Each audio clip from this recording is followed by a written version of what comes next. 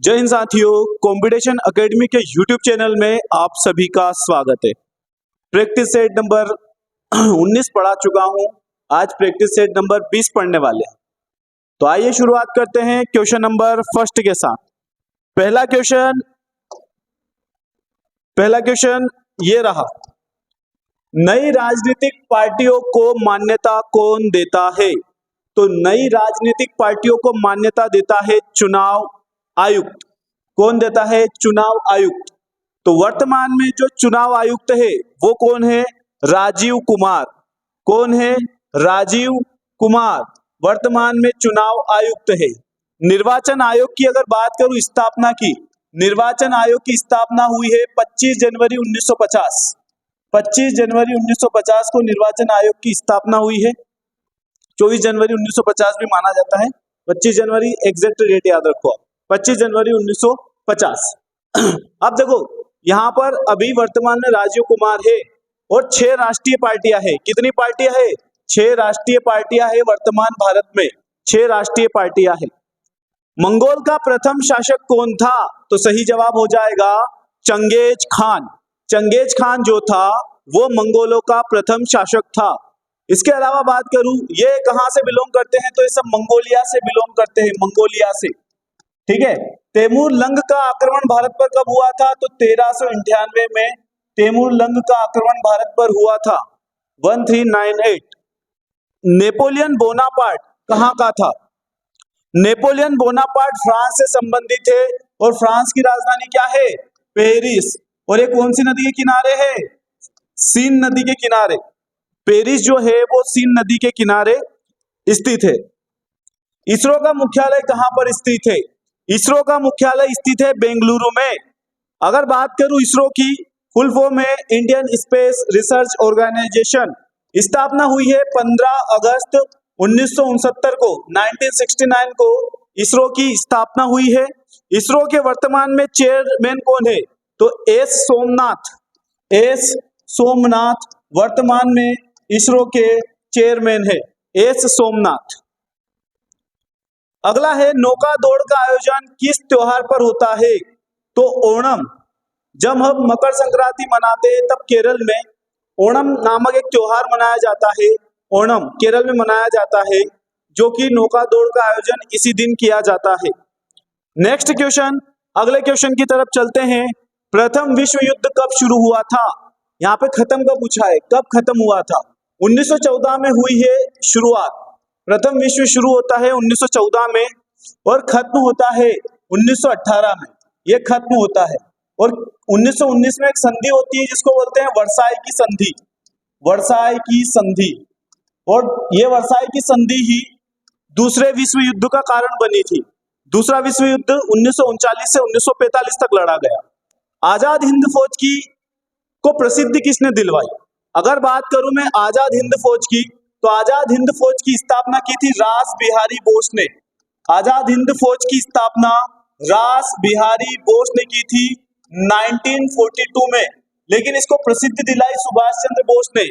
किसने दिलाई? सुभाष चंद्र बोस ने इसको प्रसिद्धि दिलाई, और उसमें जापान का बहुत बड़ा हाथ था, जापान का। नेक्स्ट, ग्रैंड ट्रंक रोड किसने बनवाया था? तो grand trunk road Sher Shah Suri ने बनवाया था। शेरशाह सूरी ने ग्रैंड ट्रंक रोड का निर्माण करवाया था। इसे सड़क ए आजम कहा जाता था, सड़क ए आजम। इस सड़क ए आजम ये जाती है बांग्लादेश के चटगांव से लेकर पाकिस्तान की लाहौर बॉर्डर तक। ये नेशनल हाईवे फर्स्ट और नेशनल हाईवे सेकंड दोनों मिलाकर बना है। शेरशाह सूरी ने इसका, अब ऑकलैंड ने इसकी मरम्मत करवाई है। मरम्मत किसने करवाई है? इसकी मरम्मत करवाई है ऑकलैंड ने। ऑकलैंड ने इसकी मरम्मत करवाई है।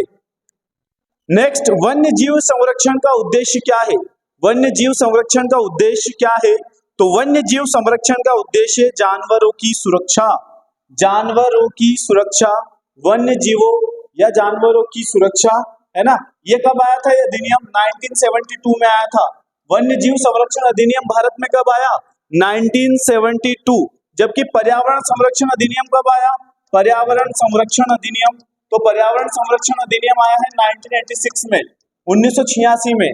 और यही वन्य जीव संरक्षण अधिनियम 1972। इसी के तहत फिर देश में बाद में टाइगर प्रोजेक्ट लाया जाता है। ठीक, जगह को भारत की कोयले की राजधानी कहा जाती है। इनमें से किस जगह को भारत में कोयले की राजधानी कहा जाता है? तो कोयले की राजधानी कहा जाता है धनबाद को। धनबाद जो कि झारखंड में पड़ता है। कहां पर पड़ता है? झारखंड। झारखंड में ही छोटा नागपुर का पठार भी पड़ता है। छोटा नागपुर का पठार, छोटा नागपुर पठार, इसी को भारत का रूर भी कहते हैं। भारत का रूर, भारत का रूर। जर्मनी में कोयला क्षेत्र है जिसको बोलते हैं रूर, इसीलिए भारत का रूर किसे कहा जाता है? छोटा नागपुर के पठार को। और भारत में कोयले की राजधानी धनबाद को कहा जाता है। तो झारखंड में ही सबसे ज्यादा भारत में कोयला होता है। कहां पर कोयला होता है भारत में सबसे ज्यादा?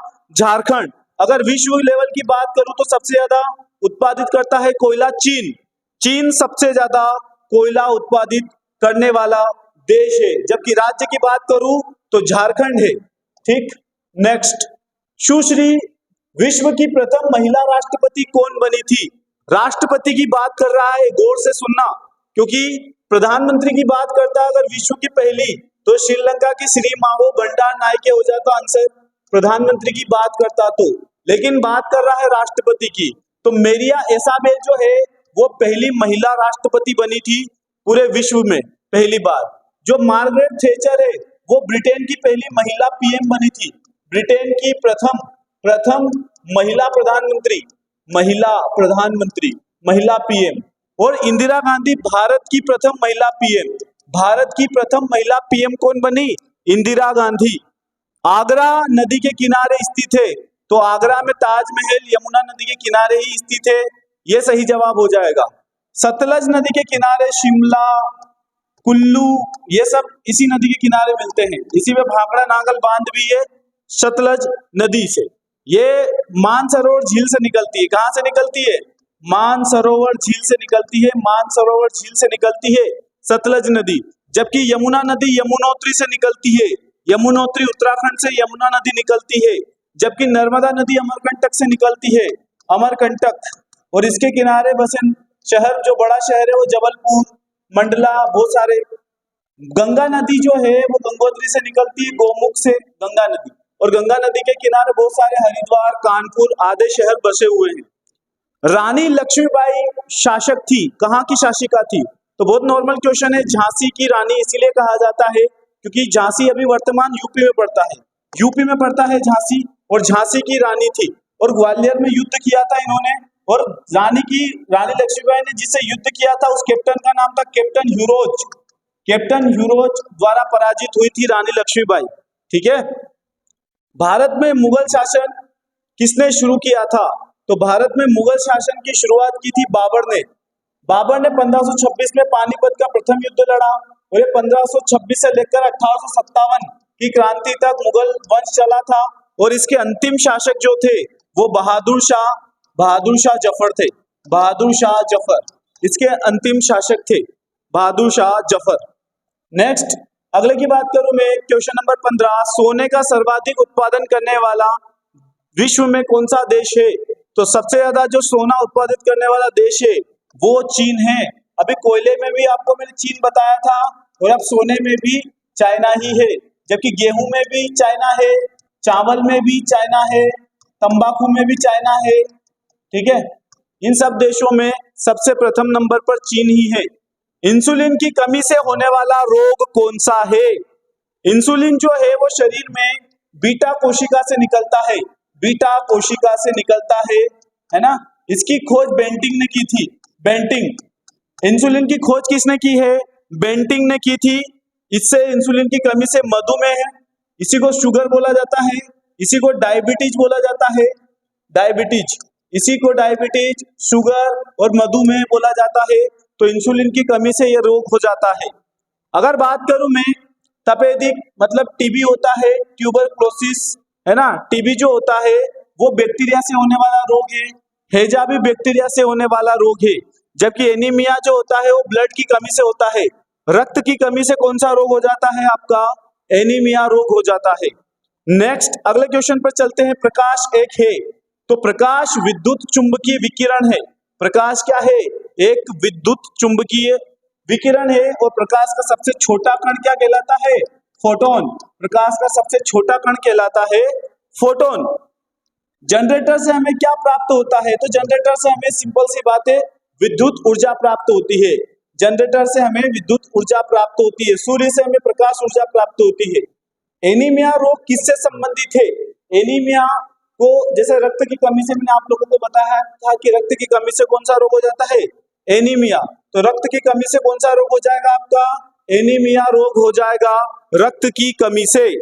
नेक्स्ट, ओजोन का प्रतीक क्या है? ओजोन का प्रतीक, तो ओजोन का प्रतीक होता है O3, क्योंकि O2 तो है ऑक्सीजन का प्रतीक। O2 किसका है? ऑक्सीजन का। CO2 किसका है? कार्बन डाइऑक्साइड का, कार्बन डाइऑक्साइड। और H2O जो होता है वो जल का होता है, जल यानी पानी का प्रतीक होता है। नेक्स्ट क्वेश्चन पर चलते हैं। अगला क्वेश्चन, तारों का टिमटिमाना क्या होता है? तो तारे अपनी जगह स्थिर है, वो टिमटिमाते नहीं है कभी भी। हमें टिमटिमाते हुए इसलिए दिखाई देते हैं क्योंकि वहां हो रहा है प्रकाश का अपवर्तन, प्रकाश का अपवर्तन। बीच में से प्रकाश माध्यम में भटक जाता है, उसे प्रकाश का अपवर्तन कहते हैं। जैसे पानी में बाल्टी में रखा सिक्का ऊपर की ओर उठा हुआ दिखाई देना, पानी की बाल्टी में पड़ी हुई छड़ मुड़ी हुई दिखाई देना, ये सब प्रकाश के अपवर्तन के ही उदाहरण होते हैं। जबकि पूर्ण आंतरिक परावर्तन में आप मृग मरीचिका देखते हैं, मृग मरीचिका, हीरा का चमकना, हीरा का चमकना, ये सब किसके एग्जाम्पल हो जाएंगे? ये सब हो जाएंगे पूर्ण आंतरिक परावर्तन के। जबकि प्रकाश का प्रकीर्णन की अगर बात करूं तो प्रकाश के प्रकीर्णन आसमान का या आकाश का नीला दिखाई देना, आकाश का नीला दिखाई देना सूर्य के प्रकीर्णन के कारण होता है। प्रकीर्णन का अर्थ होता है फैलाव, फैलना। तो सबसे ज्यादा जो फैलने वाला रंग है वो बैंगनी है, सबसे कम फैलने वाला यानी सबसे ज्यादा तरंगदैर्घ्य किस रंग की है? लाल रंग की होती है। तो प्रकाश का प्रकीर्णन, आकाश का नीला रंग उसी के कारण दिखाई देता है। सूर्य उदय और अस्त होते समय, सूर्य जब उदय होता है और सूर्य जब अस्त होता है उस समय लाल रंग का दिखाई देता है, लाल रंग का, वो भी प्रकाश का प्रकीर्णन ही होता है। तो क्वेश्चन बनेगा, सूर्य का उदय होते समय या अस्त होते समय लाल रंग का दिखाई देना, तो वो क्या होगा आपका? प्रकाश का प्रकीर्णन। ठीक है। नेक्स्ट, मानव में गुणसूत्रों की संख्या कितनी होती है? तो मानव में 23 जोड़े गुणसूत्र होते हैं, 23 जोड़े, यानी कि जोड़े मतलब 46 गुणसूत्र मानव में होते हैं। इसमें स्त्री और पुरुष में लगभग 22 जोड़े जो होते हैं वो समान होते हैं और 23वां जोड़ा ही मैटर करता है, स्त्री होगा या पुरुष। X होगा तो स्त्री, XY होगा तो पुरुष। तुरंत ऊर्जा पहुंचाने वाला स्रोत क्या कहलाता है? तो तुरंत ऊर्जा पहुंचाने वाला स्रोत ग्लूकोज होता है, ग्लूकोज। ग्लूकोज कार्बोहाइड्रेट का एक प्रकार होता है, कार्बोहाइड्रेट का प्रकार होता है ग्लूकोज। ठीक है। सबसे जो फास्ट ऊर्जा हमें देता है वो होता है, हमें कार्बोहाइड्रेट सबसे फास्ट ऊर्जा देता है, सबसे तेज ऊर्जा। सबसे तेज ऊर्जा कौन देता है? कार्बोहाइड्रेट यानी कि ग्लूकोज। ग्लूकोज कार्बोहाइड्रेट का ही एक प्रकार होता है। ये आपके 1 ग्राम में 4 कैलोरी ऊर्जा देता है, 4 कैलोरी।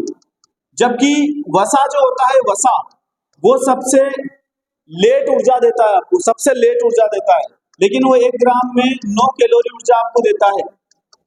ठीक। सबसे शुद्ध पानी होता है, तो वर्षा का जल जो होता है भाई साहब, वर्षा का जल वो सबसे शुद्ध पानी होता है।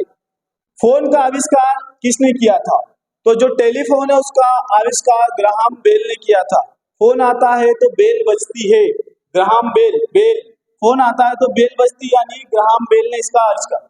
आइंस्टीन ने सापेक्षता का सिद्धांत दिया है, न्यूटन ने न्यूटन की गति के नियम दिए हैं, मार्कोनी ने रेडियो का आविष्कार किया है। रेडियो का आविष्कार किसने किया है? मार्कोनी ने। ठीक है। रेडियो नहीं चलेगा तो मार्कोनी, चलने लग जाएगा रेडियो, मार्कोनी। पीतल किसका मिश्रण होता है? तो मैंने ट्रिक बताई थी आपको, पीतल का पिताजी। ठीक है, पिताजी मैंने ट्रिक बताई थी आप लोगों को। पीतल तांबा प्लस जिंक से मिलकर बनता है, तांबा, कॉपर बोलते हैं, जिंक, तो ये हो जाएगा आपका जिंक व कॉपर। कॉपर यानी तांबा को इंग्लिश में कॉपर बोलते हैं। सर्वाधिक कैल्शियम पाया जाता है, तो सर्वाधिक कैल्शियम दूध में पाया जाता है, दूध में। क्योंकि पालक में तो आयरन पाया जाता है, सर्वाधिक आयरन। दालों में तो प्रोटीन पाया जाता है, सबसे ज्यादा प्रोटीन। और मछली में ओमेगा ओमेगा 3 है ना, बहुत ज्यादा हेल्दी डिश होती है मछली। ओमेगा 3 मिलता है इसमें, विटामिन डी होता है और भी बहुत अन्य तत्व होते हैं इसके भीतर। दिशा बताने वाला यंत्र का नाम क्या होता है? तो कंपास जो होता है वो दिशा बताने वाला यंत्र होता है।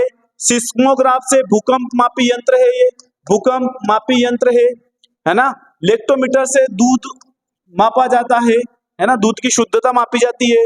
थर्मामीटर जो होता है वो टेम्परेचर मापने के काम आता है, ताप मापने के काम आता है। फोटोसिंथेसिस में कौन सी गैस निकलती है? फोटोसिंथेसिस यानी कि आपका हो जाता है प्रकाश संश्लेषण, प्रकाश संश्लेषण। ठीक है, तो इसमें लास्ट में जाकर कौन सी गैस निकल जाएगी आपकी? इसमें ऑक्सीजन निकलती है आखिरी में जाकर, क्योंकि कार्बन डाइऑक्साइड ग्रहण करते हैं पौधे, अपना भोजन बनाते हैं इसको, और लास्ट में O3 O2 आपकी जो ऑक्सीजन होती है वो छोड़ी जाती है, उसका निर्माण होता है। वयस्क मनुष्य के दांतों की संख्या क्या होती है? तो कुल दांत होते हैं 32, उसमें से 12 दांत आपके स्थायी होते हैं और 20 दांत जीवन काल में दूसरी बार आते हैं, 20 दांत अस्थायी होते हैं। ये 12 दांत जीवन में केवल एक ही बार उगते हैं और 20 दांत जो होते हैं वो 2 बार उगते हैं। ठीक है, तो ये हमारा प्रैक्टिस सेट नंबर 20 था। तो थैंक यू सो मच। जय श्री राम, जय हिंद, जय भारत।